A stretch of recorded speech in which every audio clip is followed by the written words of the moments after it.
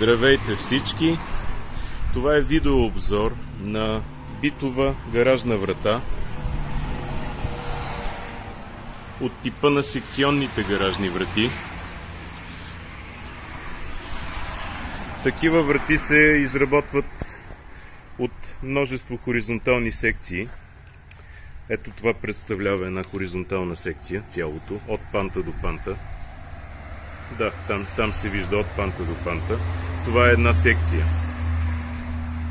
Секциите представляват най-често термопанели. Повечето термопанели са стоманени с полиуретанов пълнеж и най-различна дебелина. В случая говорим за 42 мм дебели панели, стоманени с перфектна антикорозионна обработка, няколко пластова. До сега за около 12 години работа с тези панели не съм забелязал нито един кородирал. И вратата е изработена с хардуер на фирма Бреда. Това е емблемата на производителя. Така, какво друго можем да кажем за този тип врати? В случая интересното при тази врата е, че е с една система на задвижване за гаражи с много нисък трегер.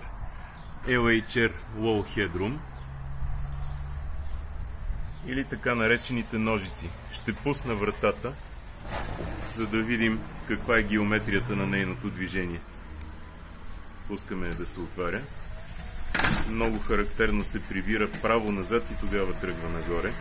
Това позволява при много малки трегери вратата да заобиколи балансиращия си пружинен механизъм и да не се забие в него.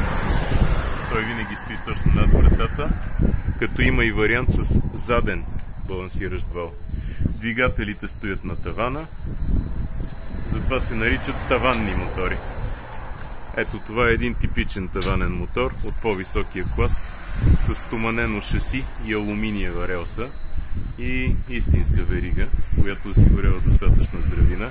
Всички тези двигатели имат ръчно обслужване при липса на електрозахранване. А този специално може да работи и на батерии, когато няма ток.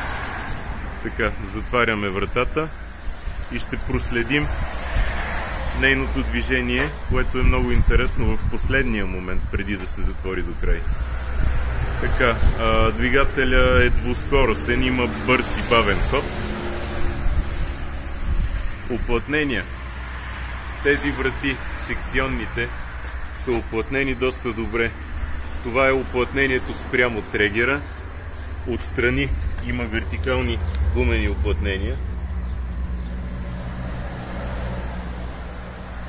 И спрямо пода има гумено уплътнение. Ето го, то току-що лепна.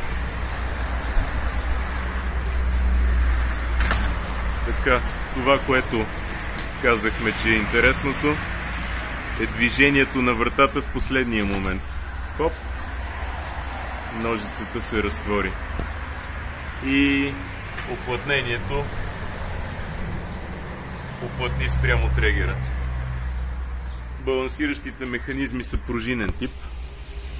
Те поемат изцяло теглото на вратата.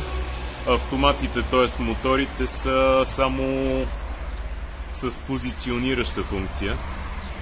Те нямат сила да вдигат вратата, както един телфер би могъл да я вдигне.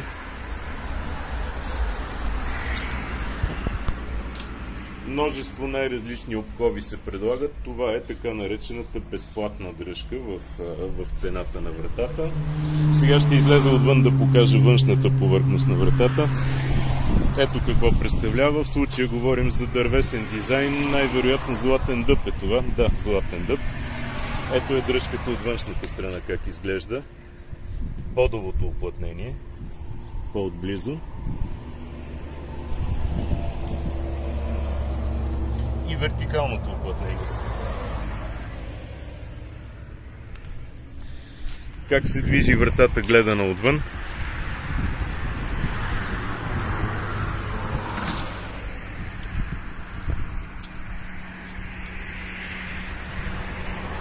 Плавно и равномерно.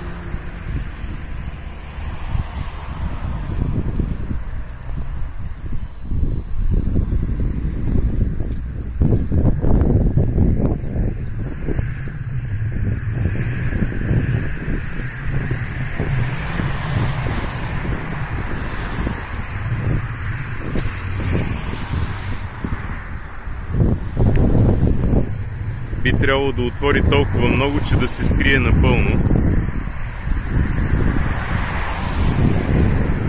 Тоест да отвори наравно с трегера. Пускаме я да затваря.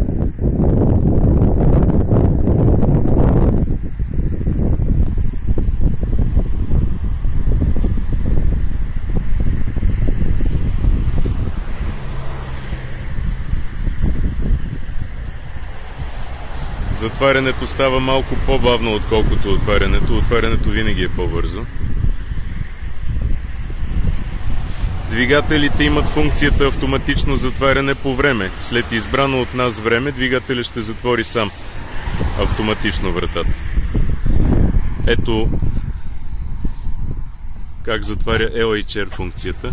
Вратата тръгва изведнъж право напред. Това позволява при много ниски трегери с преден вал на 15 см трегер можем да направим затварянето и отварянето. Ако този балансиращ механизъм отиде зад мотора, можем да отидем и на 7 см трегер. Тоест това разстояние тук няма да ни трябва. Това разстояние го няма, остава само мотора и кривката за закачане към вратата. Достатъчни са 7 см над светлия отвор, за да отвори напълно тази врата и да затвори и да уплътни. Още веднъж движението на вратата отвътре.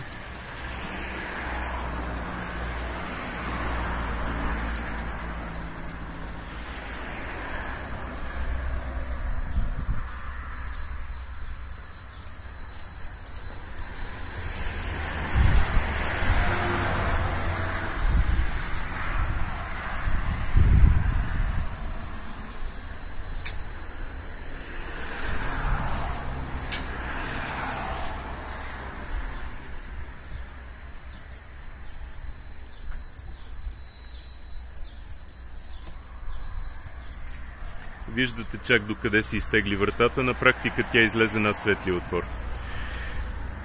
Това е една най-обикновена секционна гаражна врата, изработена от термопанел с система за нисък трегер LHR и таванен мотор от по-високия клас с алуминиева релса и стоманено шаси. Уплътнения спрямо пода, колоните и трегера. В случая вратата е с преден вал, вертикална каса и стандартната дръжка. Това е всичко за сега. По-натам ще се видим в следващото видео, в което ще коментираме друго ниво на изпълнение на тези гаражни врати. Благодаря ви за вниманието.